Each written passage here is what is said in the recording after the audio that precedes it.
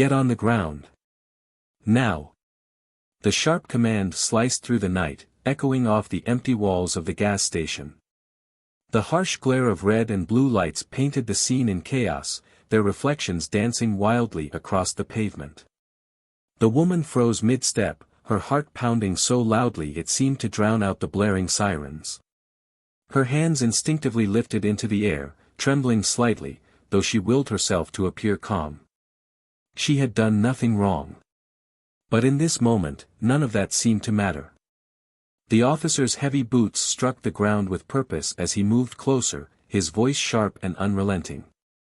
I said get down. Face on the pavement. Her breath hitched. This wasn't supposed to happen, not here, not now. She had only stopped for gas. That was all. But now, with the unmistakable click of a weapon being unholstered and the weight of the officer's words pressing down on her, the world felt impossibly small and suffocating. What's going on? She demanded, her voice shaking despite her effort to stay composed. I didn't do anything. Why are you doing this? Shut up and do what I said, he barked, his words laced with anger and something even darker, contempt. The woman swallowed hard. Her mind raced for answers. Was there a mistake? A misunderstanding? But the cold stare in his eyes told her this wasn't about confusion. It was about control.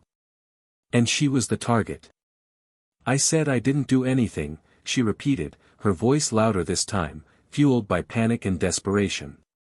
I don't care what you think you did or didn't do, he snapped back, his voice dripping with venom.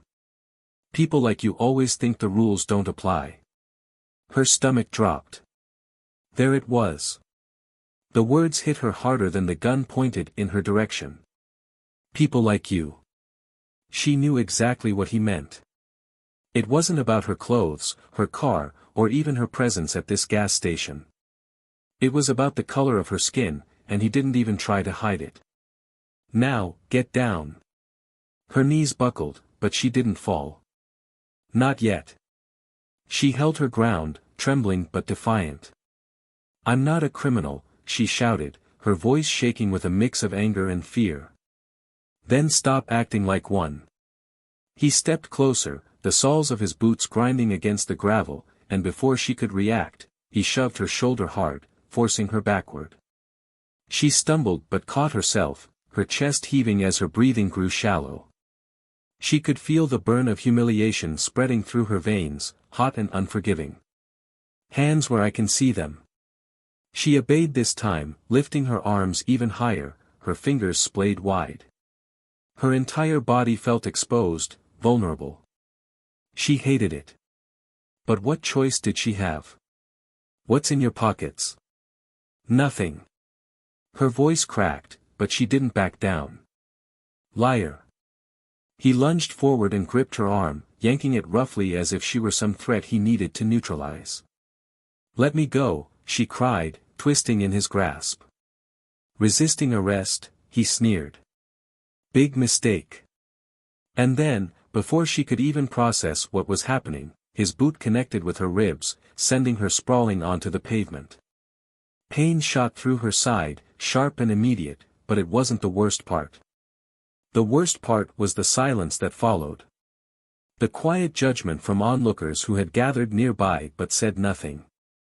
The crushing realization that, to them, she was just another headline waiting to happen. She coughed, her palms scraping against the rough concrete as she tried to push herself up, but his shadow loomed over her. Stay down. Her jaw clenched. Tears burned her eyes, but she refused to let them fall. She wouldn't give him the satisfaction. And then it happened. A car pulled into the station, its headlights flooding the scene. The officer flinched, the sudden light breaking his dominance just enough for her to lift her head. Her eyes locked onto his, and something shifted. What are you looking at? He demanded, but the edge in his voice had dulled. She didn't answer. Slowly, painfully, she rose to her feet. The world seemed to hold its breath as she stood tall, ignoring the sting in her ribs and the dirt on her clothes. I said stay down. His voice faltered. She took a step closer, her gaze never wavering. You have no idea who I am. For the first time that night, he hesitated. The tables had turned, but how far would they tilt? What happens next will send shockwaves through the department, expose secrets no one saw coming, and change the lives of everyone involved. How do you fight back against a system built to keep you down? And when justice finally comes knocking, who will be left standing? Stay with us, because this story is only getting started. At Plough of Twist, we stand firmly against all forms of racism, discrimination, and injustice. This channel is a safe space where stories are told to inspire, empower, and provoke thought. We believe in equality, respect, and the power of standing up for what's right. To all our Black viewers, we see you, we hear you, and we support you. Your voice matters. Your story matters. Now, sit back and enjoy this powerful story filled with twists, justice, and redemption. Don't forget to subscribe to our channel and hit the like button to support more stories like this. Enjoy the story. The gas station sat on the edge of town, a forgotten corner of the city where the hum of traffic faded into a distant echo. Fluorescent lights buzzed overhead, flickering slightly, casting long shadows over cracked pavement and empty fuel pumps. It wasn't the kind of place anyone lingered unless they had no choice, and tonight, it felt even more desolate. The air was heavy, thick with humidity, carrying the faint smell of gasoline and asphalt. Danielle Parker leaned against her car, her eyes scanning the dimly lit lot. She didn't belong here, not really. She had driven out of her way, past half a dozen other gas stations, because she needed a quiet place to think, a moment to clear her head before heading home. It wasn't supposed to be more than a quick stop. She hadn't even turned off the engine. Her day had been long, but that was nothing new. Danielle thrived under pressure. She was used to long hours, tough decisions, and carrying the weight of responsibility. At 36, she had built a career that most people only dreamed of. She had earned her place in every room she walked into, but it hadn't come easy. Being a Black woman in law enforcement meant fighting twice as hard for half the recognition. She had learned early how to stand her ground, how to command respect without raising her voice. But tonight, she felt drained. Her promotion had been official for less than a week, and already the pressure was suffocating. Chief of Police. The word still didn't feel real. She had worked toward this moment for years, pushing herself past every obstacle, and yet the weight of the title sat heavy on her shoulders. The department wasn't ready for her. She knew that. The old guard resented her rise, whispered about quotas and political correctness, ignoring the years of dedication and sacrifice that had brought her here. But Danielle didn't care about their opinions. She cared about results. She cared about cleaning up the corruption that had seeped into the cracks of the department and dragged it down. She pulled her phone out, scrolling through emails, her mind already racing with plans. She didn't hear the car at first. The low rumble of the engine barely registered until the headlights swept across the lot, illuminating her face. She looked up, her brow furrowing slightly as the patrol car rolled to a stop a few yards away. The door opened, and out stepped Officer Ray Whitman. He was the kind of cop Danielle had spent her career trying to weed out, arrogant, entitled, and quick to anger. His record was clean enough to keep him on the force, but his reputation was far from spotless. Rumors followed him like shadows, excessive force, intimidation, targeting minorities, but nothing had ever stuck. He knew how to cover his tracks. Danielle had crossed paths with him only a few times, and each interaction left her unsettled. Whitman embodied everything wrong with the department's old culture, a culture she was determined to dismantle. But she hadn't expected to see him here, not tonight, and certainly not like this. He stepped closer, his posture rigid, one hand resting casually on the holster at his hip. His eyes locked onto hers, cold and calculating. "Is there a problem, officer?" Danielle asked, keeping her voice steady. Whitman didn't answer right away. Instead, he let the silence stretch, letting the weight of his presence settle in the air. "You match a description," he finally said, his tone sharp. Danielle's stomach tightened. She had seen this play out before, too many times. The vague accusations, the aggressive posturing, the way officers like Whitman turned routine stops into something more sinister. "A description of what?" she asked, though she already knew the answer wouldn't matter. "Robbery suspect," Whitman said, his eyes narrowing. "Black hoodie, black pants."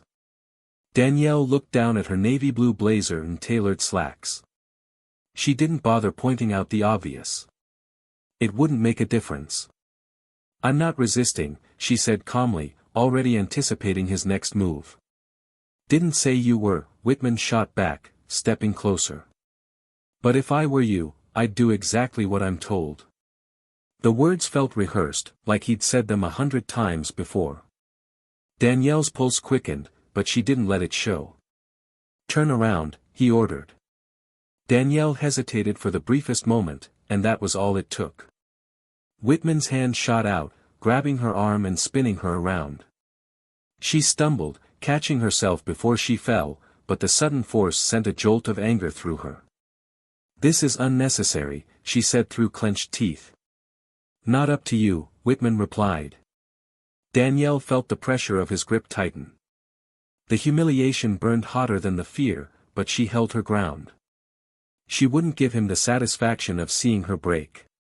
"Check her pockets," Whitman called out to his partner, who lingered near the patrol car, silent and uninterested. Danielle clenched her fists. She had fought too hard, sacrificed too much, to be reduced to this moment. But Whitman didn't see her accomplishments, her rank, or her years of service. All he saw was her skin. When his boot struck her side, it wasn't just pain that erupted, it was fury. Danielle hit the ground, the rough pavement scraping her palms, but she didn't cry out. She wouldn't give him that. Her breath came in sharp gasps as she forced herself to stay calm, to think, to plan. Whitman loomed over her, his shadow stretching long and menacing under the harsh lights. "Stay down," he ordered, his voice low and threatening. But Danielle didn't stay down. She pushed herself up, slow but deliberate, ignoring the ache in her ribs. Whitman took a step back, startled by her defiance.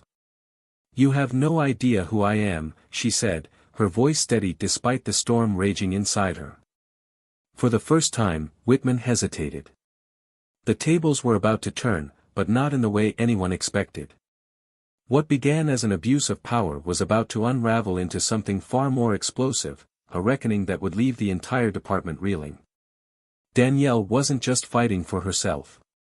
She was fighting for everyone who had ever been silenced, dismissed, or mistreated. And by the time this was over, no one would see her the same way again, including Officer Whitman. Danielle's hands trembled slightly as she steadied herself against the gas pump, her pulse still racing. The night felt heavier than before, pressing in on her from all sides. The flickering overhead lights buzzed faintly, casting an eerie glow across the cracked pavement. The faint scent of gasoline lingered in the air, mixing with the tension that seemed to thicken with every passing second. Her ribs ached where Whitman's boot had connected, the pain radiating through her side, but it wasn't just physical. The humiliation burned deeper, cutting into her pride, into everything she had worked so hard to build. She took a slow breath, forcing herself to stay calm, even as her heart pounded. She glanced at the group of bystanders now gathered at the edge of the lot. Their faces were frozen in expressions of shock and unease. Some looked away quickly, avoiding eye contact, while others gripped their phones tightly, hesitating to record what was unfolding in front of them. A few already had their screens glowing, capturing snippets of the scene, but none of them stepped forward. None of them said anything. They were waiting, watching, but not helping. Danielle's gaze shifted back to Whitman. He stood just feet away, his hand resting casually on the holster of his gun, his eyes locked onto hers with an intensity that sent a chill down her spine. There was something calculated about the way he looked at her, as if he was daring her to challenge him, to make a move that would justify whatever he was planning next. "Put your hands behind your back," Whitman ordered, his voice sharp and commanding. Danielle didn't move. Her breath hitched slightly, but she kept her face calm, her expression unreadable. She knew this game. She'd seen it play out before, too many times. The intimidation, the threats, the abuse of power disguised as procedure. She had spent years fighting against this kind of behavior, but now she was living it. "You're making a mistake," she said, her voice steady despite the chaos swirling inside her. Whitman's lip curled into something that wasn't quite a smile. "No, the mistake was thinking you could talk back to me." Danielle's jaw tightened. Her pulse pounded in her ears as Whitman took another step closer. "Turn around," he snapped. She didn't move, her feet rooted to the ground. "I said, turn around." Whitman's voice rose, and this time, the weight of his authority made the bystanders flinch. Danielle felt the stares intensify, felt the judgment pressing in from all sides. Her hands clenched into fists at her sides, nails digging into her palms as she fought to keep her composure. "You think you're in control here?" Whitman said, his voice low and dripping with disdain. "You're not. Not tonight." Danielle's eyes flickered toward the second officer, Officer Bradley, who stood near the patrol car, shifting uncomfortably. He hadn't said much, hadn't done much, but his silence spoke volumes. He didn't agree with Whitman's actions, but he wasn't going to stop them either. "Bradley," Danielle said, her voice cutting through the tension. "You know this is wrong." Bradley's eyes widened slightly, but he quickly looked away, pretending not to hear her. "Don't talk to him," Whitman snapped. "You talk to me." Danielle turned her focus back to Whitman, her gaze unwavering. "Badge number," she said. Whitman's eyes narrowed. "Excuse me? I want your badge number." Whitman's nostrils flared, and his grip on her arm tightened. "You think that's gonna scare me?" Danielle didn't flinch. "I think you're already scared." For the first time, Whitman hesitated. It was subtle, a flicker of doubt that passed through his eyes before he smothered it beneath his usual arrogance. "Cuff her," Whitman barked, his voice harder now, more forceful. Bradley took a step forward, but he hesitated, glancing at Danielle. "Do it." Whitman snapped, his voice sharp enough to cut through the air. Bradley flinched, then reached for the cuffs, his movements mechanical and detached, like he was just going through the motions. "You don't have to do this," Danielle said quietly, her voice directed at Bradley. Bradley froze, his eyes meeting hers for just a moment before Whitman barked again. "Now." Danielle didn't resist. She let the cuffs snap into place around her wrists, the cold metal biting into her skin. She could feel the weight of the moment, the way the air seemed to shift as more phones were raised, more cameras capturing the scene. "Get her in the car," Whitman ordered, stepping back as Bradley led Danielle toward the patrol car.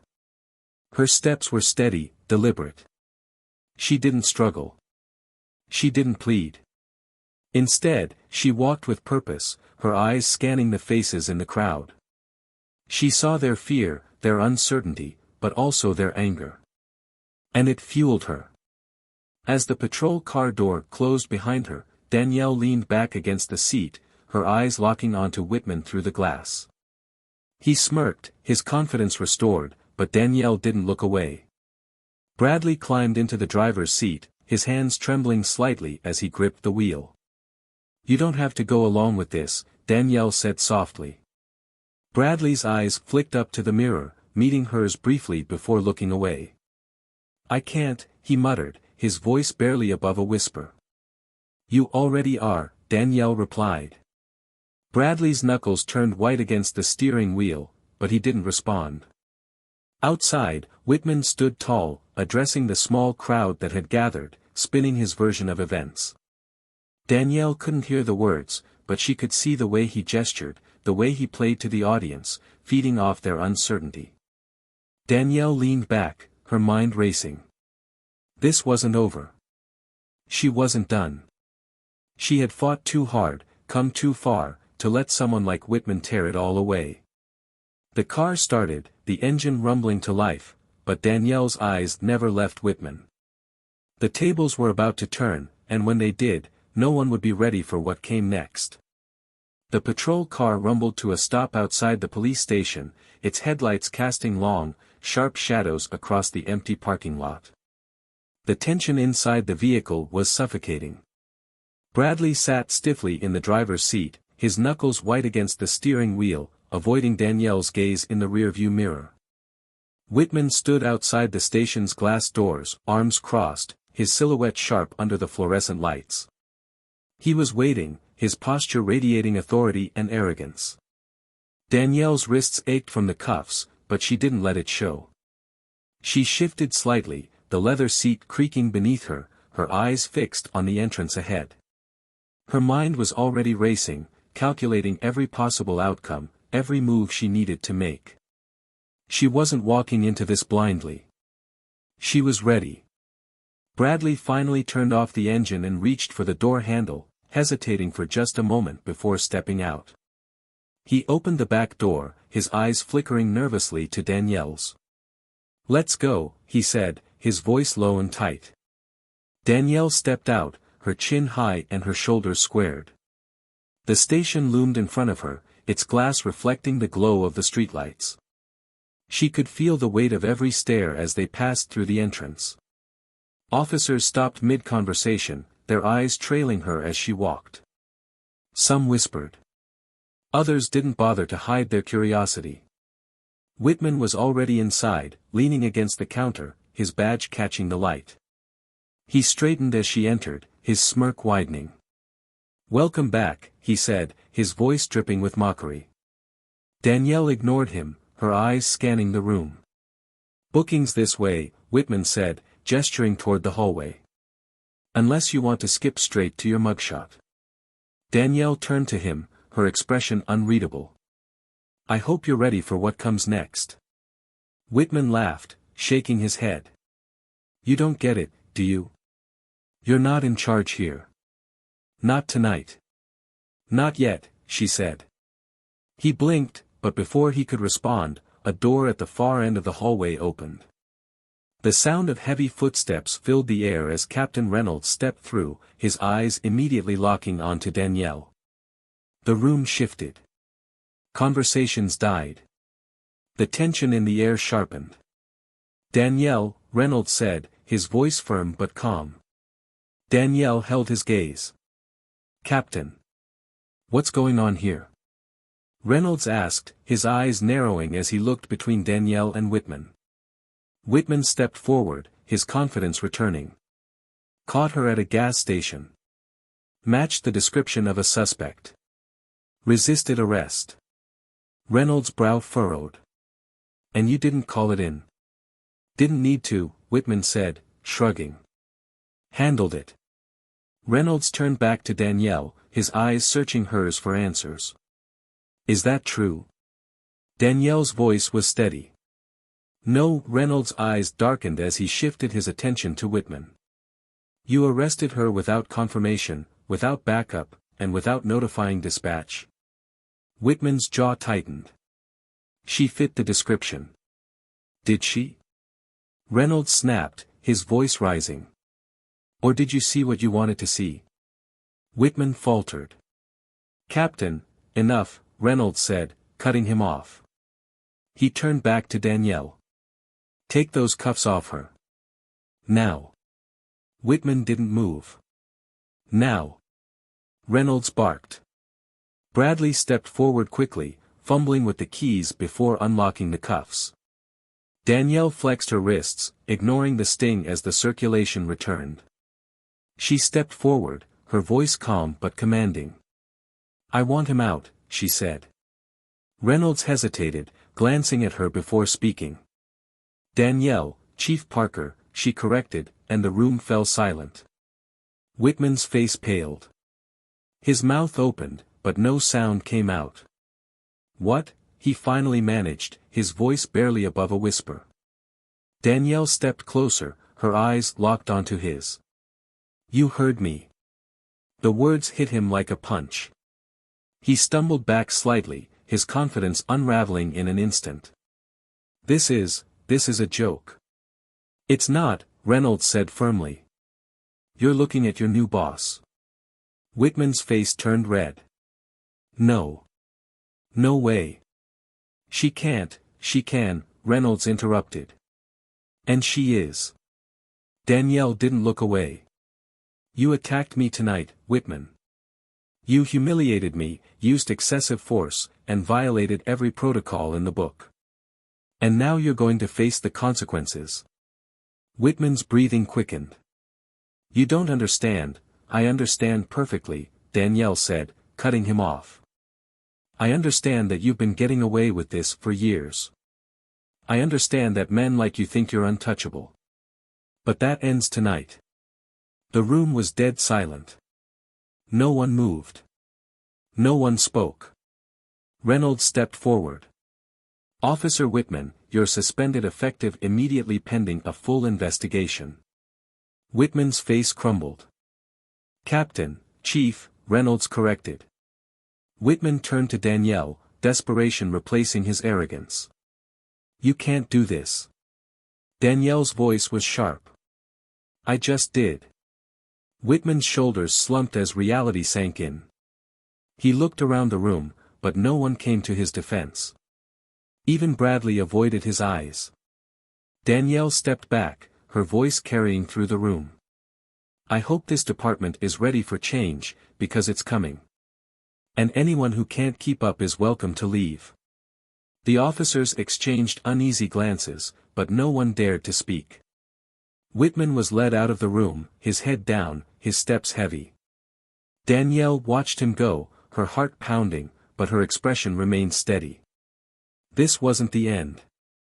It was just the beginning. And by the time it was over, the department would never be the same again. The hum of fluorescent lights buzzed faintly overhead as Danielle sat behind her desk, her fingers pressing into the smooth surface with just enough force to steady herself. The faint scent of stale coffee lingered in the air, blending with the musty odor of papers stacked in filing cabinets and the sharp tang of metal from the handcuffs that had only recently been removed from her wrists. Her breathing was even, but inside, her heart pounded, not from fear but from the weight of the moment that hung heavy in the room. Everything that had led to this point pressed against her like an invisible force, threatening to crack the composure she had fought so hard to maintain. But she wouldn't let it. Not now. Not when the pieces were finally falling into place. The faint shuffle of footsteps outside her office door pulled her from her thoughts. She glanced toward the frosted glass panel, where the shadows of officers moved cautiously, their silhouettes pausing briefly before continuing down the hall. They were whispering. She couldn't hear the words, but she didn't need to. She could feel it, the unease, the uncertainty, the fear. It filled the station like smoke, creeping into every corner and lingering in the air.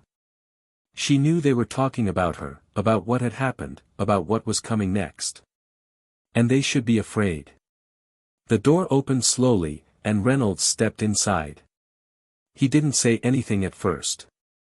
He just closed the door softly behind him, his eyes scanning the room as if searching for something he couldn't quite name.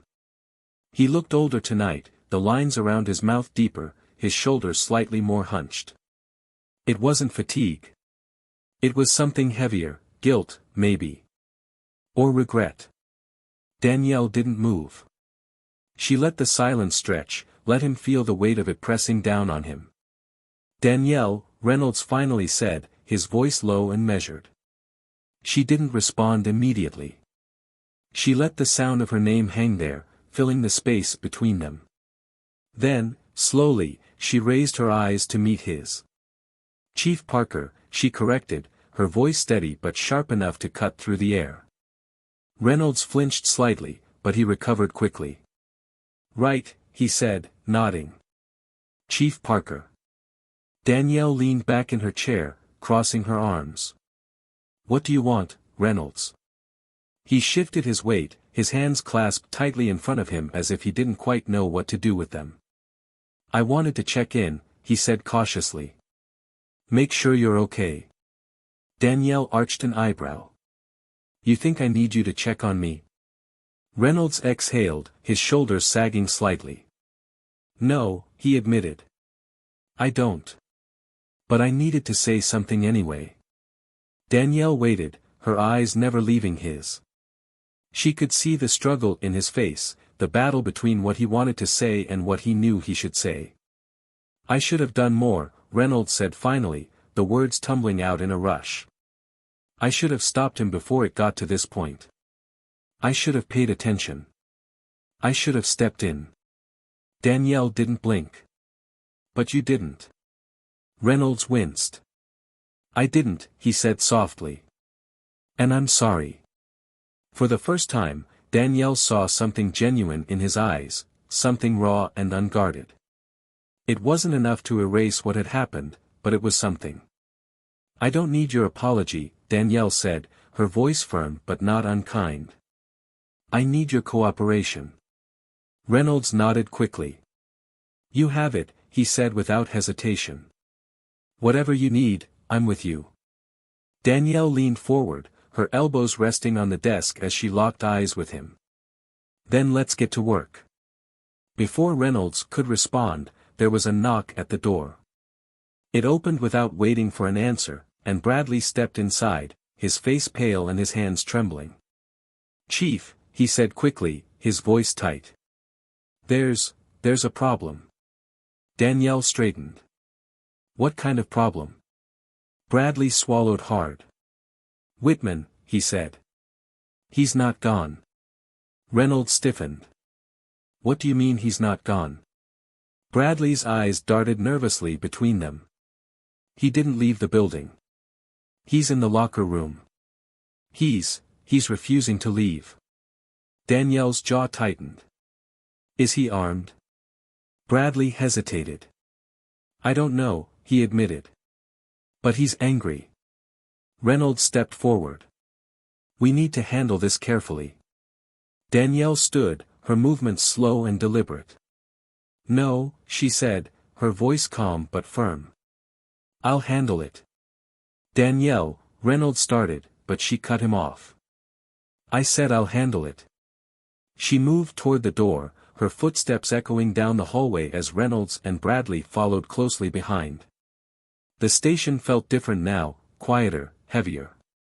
Every officer they passed stepped aside, their eyes tracking her movements but no one daring to speak.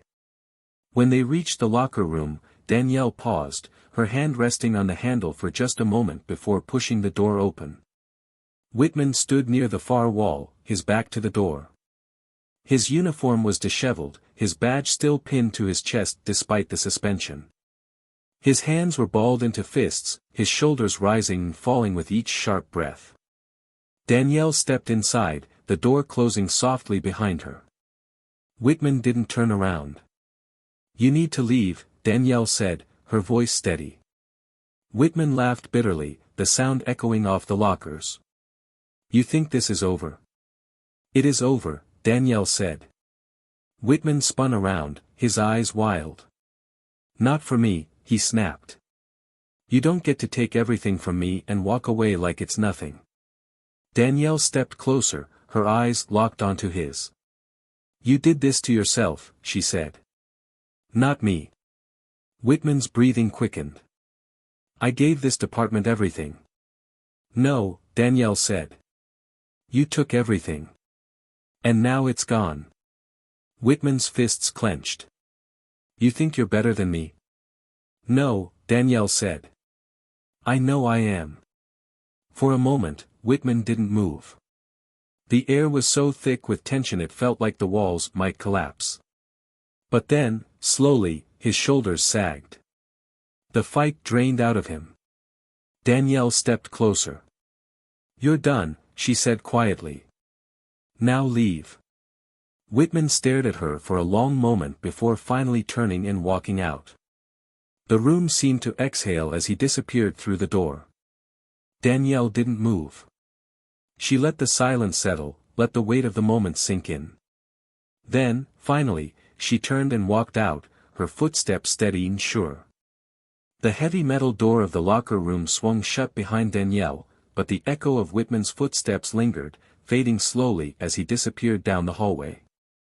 The air in the room felt heavier now, thick with the remnants of tension and adrenaline that hadn't quite dissipated.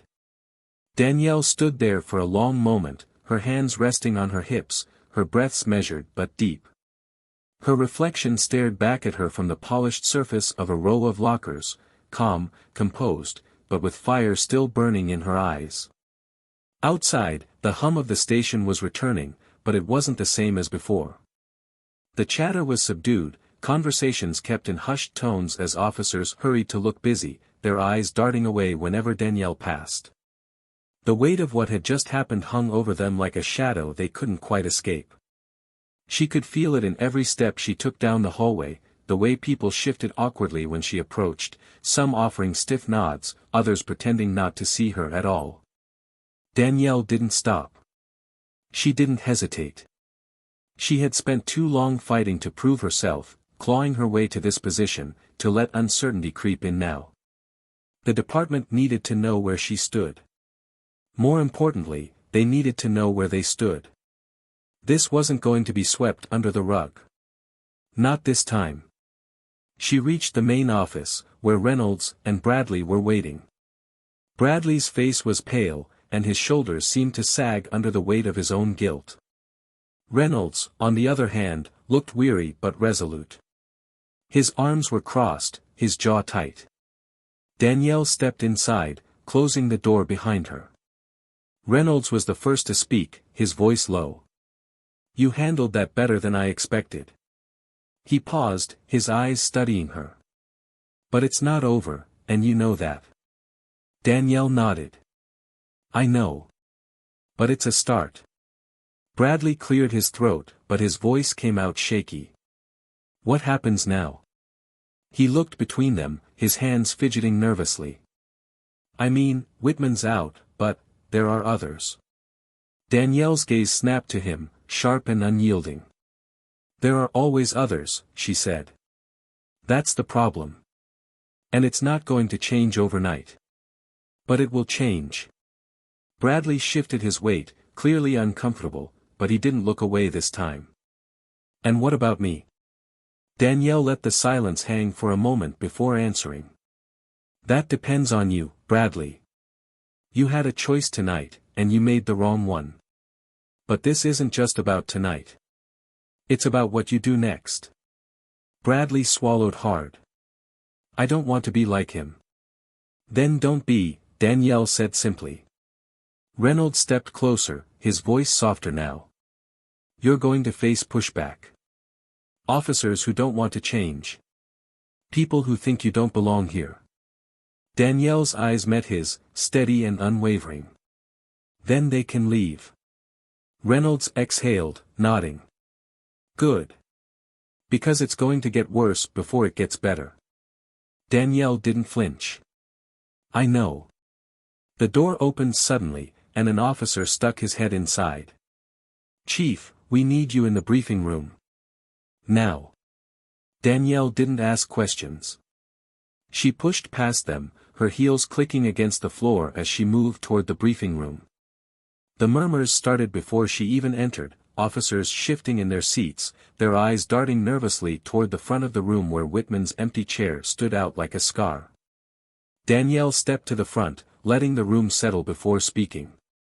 "I know what you're thinking," she began, her voice cutting through the uneasy silence.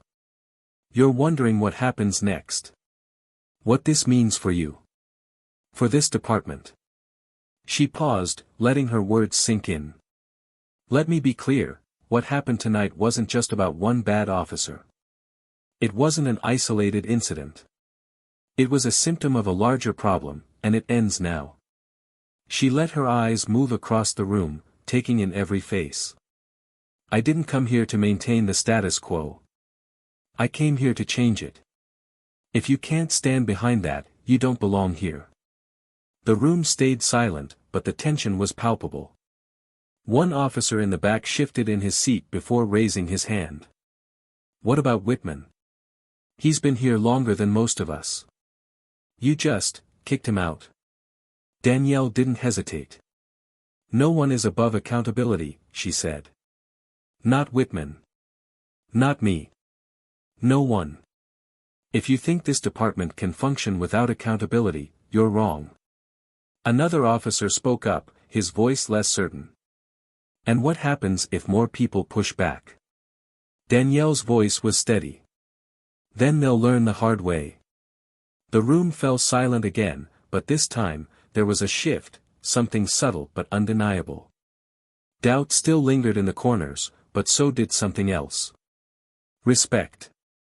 Danielle turned to leave, but she stopped at the door. You can either be part of the problem, or part of the solution, she said, her voice carrying through the room.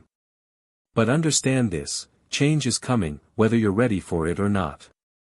The door closed behind her, and the hum of conversations began again, quieter this time but more deliberate. Danielle didn't stop walking.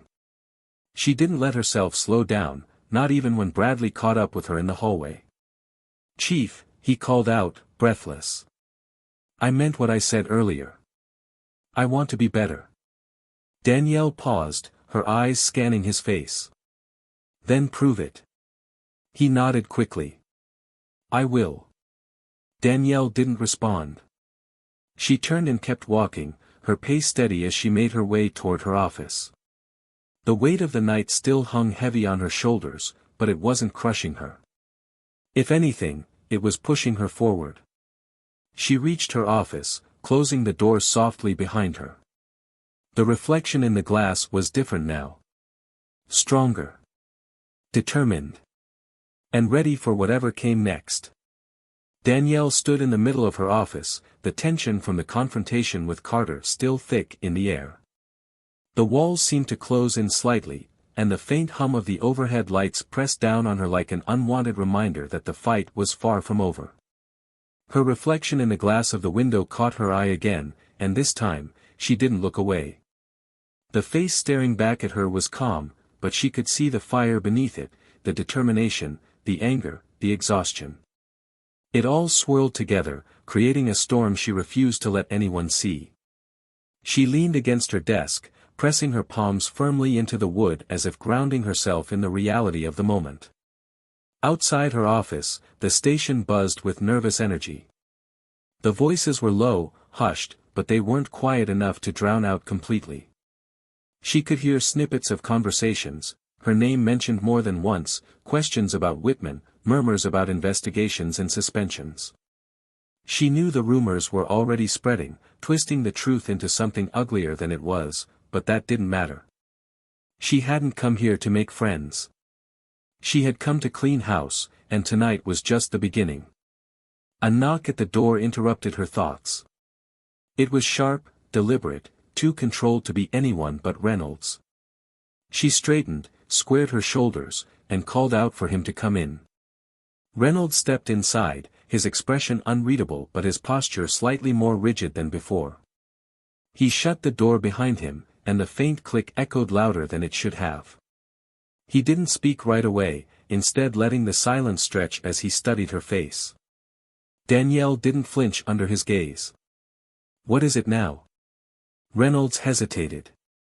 "IA's already breathing down our necks, and the union's getting involved. Whitman's not going quietly. He's claiming discrimination, abuse of power, and a personal vendetta." Danielle's jaw tightened, but she didn't interrupt. She let him finish. "And he's not the only one," Reynolds continued. "Carter's stirring things up. Half the department's rattled. They're scared, and scared people do stupid things." Danielle finally spoke, her voice sharp. "They should be scared. If they've got something to hide, they should be terrified." Reynolds exhaled sharply, running a hand through his hair. "That's exactly what I'm talking about. They're starting to see this as an attack, not just on Whitman but on all of them. It's us versus you, and that's dangerous." Danielle stepped closer, her eyes locking onto his. "Then they need to understand something very clearly. This isn't us versus them. It's right versus wrong. And if they can't tell the difference, then they don't belong here." Reynolds flinched slightly, but he didn't back down. "That's easy to say, but this department doesn't change overnight. You push too hard, too fast, and they'll push back. Harder than you expect. Danielle's voice didn't waver. Let them. Reynolds studied her for a long moment before speaking again, his voice quieter this time. What if this backfires? What if it turns into a war you can't win? Danielle stepped even closer, her voice calm but carrying weight. Then I'll fight it anyway. Reynolds exhaled slowly, his shoulders sagging slightly, but there was something in his expression that hadn't been there before, respect. He nodded once. Then let's make sure we're ready. Before Danielle could respond, there was another knock at the door. It opened without waiting for an answer, and Bradley stepped inside, his face pale, his hands shaking slightly as he clutched a folder. "Chief," he said quickly, his voice tight. "There's more." Danielle's eyes narrowed. "More what?" Bradley hesitated, swallowing hard before handing her the folder. "Reports. Complaints. Stuff that's been buried. Some of it goes back years. Whitman's name is all over it, but he's not the only one." Reynolds stepped closer, looking over her shoulder as she flipped through the pages. Danielle's face hardened as the list of names grew longer, officers she'd worked with, officers she'd trusted, and others she'd barely known. The patterns were clear. Excessive force. Discrimination. Intimidation. It wasn't just Whitman. It was the culture. Danielle closed the folder and set it down, her voice calm but cold. "Start pulling records. Interviews, body cam footage, everything. I want names, dates, and details." Bradley's voice cracked. "Chief, this could tear the department apart." Danielle didn't hesitate. "Then let it." Reynolds shook his head. "This is bigger than we thought." Danielle's voice cut through the tension. "No. It's exactly what I thought. And now we deal with it." Bradley hesitated again, his voice barely above a whisper. "What if they fight back?" Danielle's eyes met his. "Then we fight harder." Bradley nodded, but the fear in his eyes didn't fade. He turned and left the room, the door closing softly behind him. Reynolds lingered, his voice quieter now. "You know this isn't going to end clean." Danielle didn't look at him. "It's not supposed to." Reynolds hesitated again before stepping out, leaving her alone in the room. Danielle leaned back against the desk, her fingers gripping the edge tightly as the weight of everything pressed down on her shoulders. But she didn't let it crush her. She wouldn't let it. She straightened, smoothing her hands over her uniform, and stepped out into the hallway. The hum of voices died instantly as heads turned to watch her. She didn't slow down. She walked past them, her footsteps echoing in the silence, and made her way toward the briefing room. When she entered, the tension was immediate. Officers shifted in their seats, some avoiding her gaze, others staring openly. She let the silence stretch before speaking. "This ends now," she said, her voice sharp. "Whatever you thought this department was before tonight, it's over. We're rebuilding from the ground up. If that scares you, leave now." No one moved, but the tension in the air thickened. Danielle stepped closer. "This isn't about loyalty to each other. It's about loyalty to the badge, to the people we serve. If you can't handle that, you don't belong here."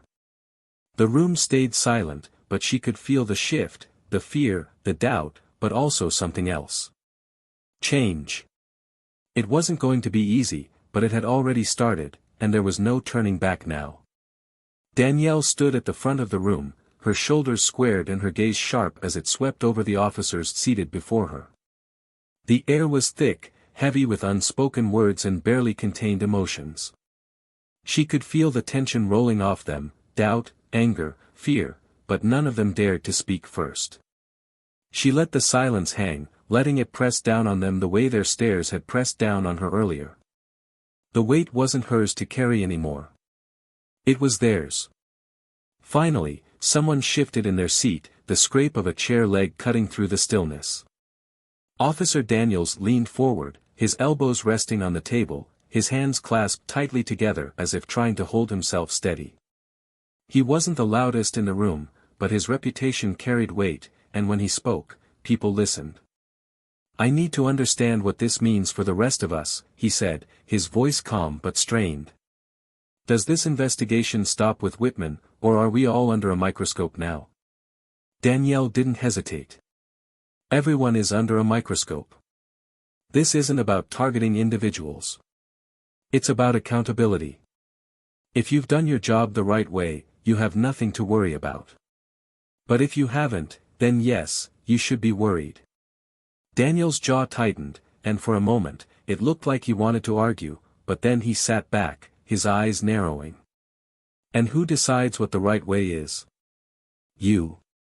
Danielle stepped closer, her voice steady. "The law decides. The oath you took decides. And yes, as your chief, I'll make those calls when necessary." Daniels shook his head, his frustration bubbling just beneath the surface. "That's not how it feels, Chief. It feels like we're being set up to fail." Danielle's eyes locked onto his. "Maybe that's how it feels because you've gotten too comfortable failing without consequences." A murmur rippled through the room, but Daniels didn't back down. His voice rose slightly, carrying more weight this time. "I've been here for 15 years. I've seen things you couldn't imagine. You think we get through those situations by following a manual? By sticking to rules written by people who've never been out on the streets?" Danielle's voice sharpened. "I think we get through those situations by remembering why we're here in the first place. To protect. To serve. Not to intimidate. Not to humiliate. And definitely not to abuse the authority we've been given." Daniel's hands curled into fists, but before he could speak again, another voice cut in. Officer Harper, one of the newer recruits, leaned forward. "I want to know what happens if we speak up about something we've seen. Are we protected? Or are we just putting a target on our backs?" Danielle's eyes softened slightly, but her voice remained firm. "You'll be protected. I'll make sure of it." Harper's voice wavered. "And what if it's one of us? What if it's someone we trust?" Danielle didn't flinch. "Then you speak up anyway. Because trust doesn't mean ignoring what's wrong. Trust means believing that accountability makes us stronger, not weaker." A heavy silence fell over the room again, but this time, it felt different. It wasn't just tension anymore. It was reflection, consideration. The cracks were starting to show, and Danielle could feel it. Reynolds stepped forward, his voice cutting through the stillness. "I know change is hard. I know it's uncomfortable. But this isn't about making you comfortable. It's about making sure the people we serve trust us again. And that starts with earning it." Daniels finally exhaled, leaning back in his chair. "And what happens if they don't? What happens if all of this just makes things worse?" Danielle stepped closer, her voice quiet but firm. "Then we fix it again. And again. And we keep fixing it until we get it right." For the first time, Daniels didn't have an answer. He looked away, his shoulders slumping slightly as if the weight of everything was finally starting to sink in. Another voice broke the silence, this time from the back of the room. It was Carter. He stood, his arms crossed, his expression hard. "You keep talking about accountability, but what about loyalty? We're supposed to have each other's backs out there. How do we do that if we're too busy looking over our shoulders, afraid someone's going to rat us out?" Danielle turned to face him, her voice sharp. "Loyalty doesn't mean covering for someone who's wrong. Loyalty means making sure everyone out there comes home alive, including the people we're supposed to protect. If you can't see the difference, then maybe this isn't the place for you." Carter's jaw tightened, but he didn't speak again. Instead, he sat back down, his shoulders stiff, his eyes refusing to meet hers. Danielle scanned the room one last time, her voice carrying through the tension. I know some of you don't trust me yet. I know some of you think I don't belong here. But I'm not going anywhere. And neither is this investigation. So you have a choice. You can fight this, or you can step up and help me fix it. Either way, the change is already happening. She let the silence settle before turning and walking out of the room. The murmurs started as soon as the door closed behind her, but Danielle didn't slow down. She made her way back to her office, her step steady, her shoulders squared. Reynolds caught up with her just as she reached the door. That could have gone worse, he said quietly, but there was a hint of admiration in his voice. Danielle didn't look at him as she opened the door. It could have gone better too. She stepped inside, closing the door softly behind her and leaning against it for just a moment. Her reflection in the glass was still sharp, still strong, but the exhaustion was there too, creeping in at the edges.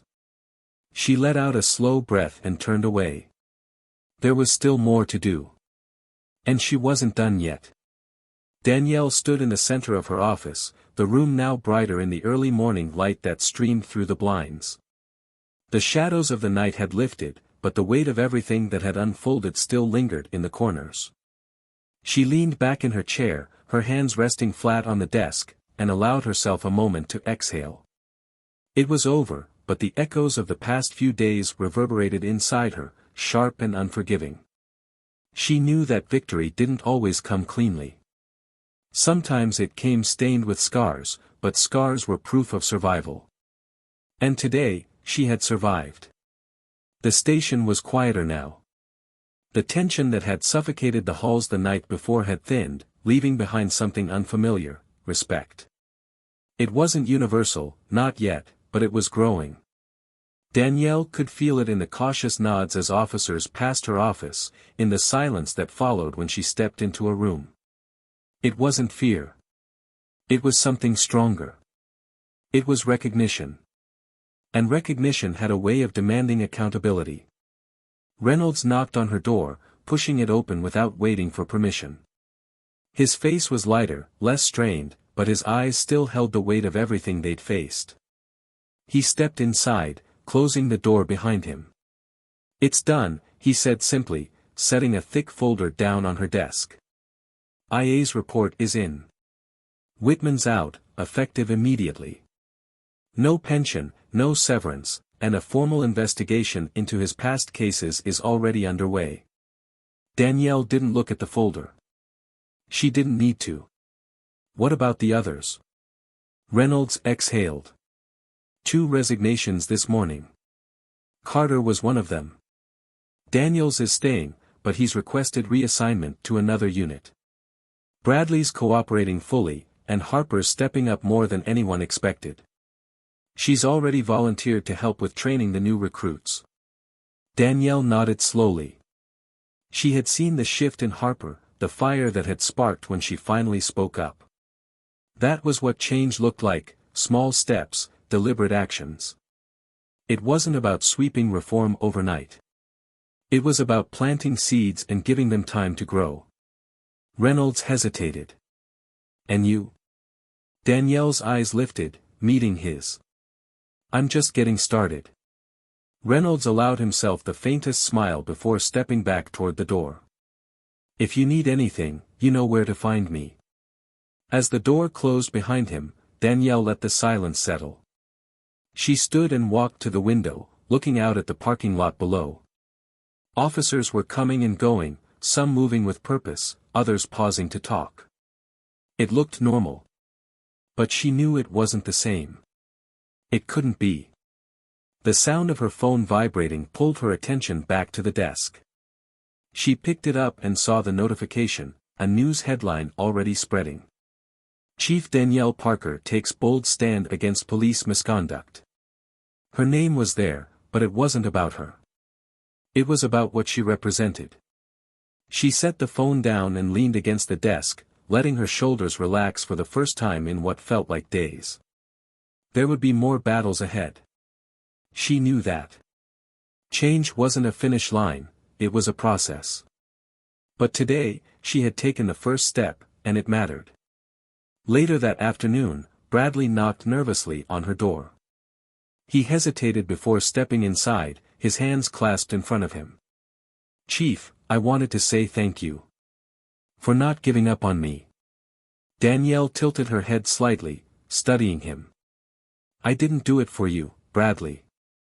I did it because this department needed to be better. Now it's on you to make sure you're part of that." Bradley nodded quickly. "I will. I mean it." Danielle didn't smile, but her tone softened just slightly. "Then don't let me down." As Bradley left, Danielle sat back down, her eyes drifting to the file Reynolds had left on her desk. It was thicker than she'd expected, filled with reports, statements, and evidence that painted a picture far uglier than she'd initially realized. It was overwhelming, but it wasn't discouraging. She opened the folder and began reading, her pen ready in hand. Whitman's termination had been the first domino to fall, but it wouldn't be the last. There would be more questions, more resistance, and more hard decisions. But Danielle wasn't afraid of any of it. She had faced the worst of the system and come out stronger. Now, she was ready to rebuild, not just for herself but for everyone who had been overlooked, dismissed, or silenced. The department would change. She would make sure of it. And by the time she was done, no one would question whether she deserved to sit in this chair. This story reminds us that power without accountability is dangerous, but accountability without courage is impossible. Danielle Parker stood her ground not because it was easy but because it was right. And that's a lesson we all need to carry with us, whether we're in positions of authority or not. What would you have done in her place? Would you have spoken up, even if it meant risking everything? Or would you have stayed silent, hoping someone else would step in? Let us know your thoughts in the comments below. And if you want more stories like this, stories of justice, resilience, and redemption, make sure to subscribe to Tales of Twist and turn on notifications so you never miss an update.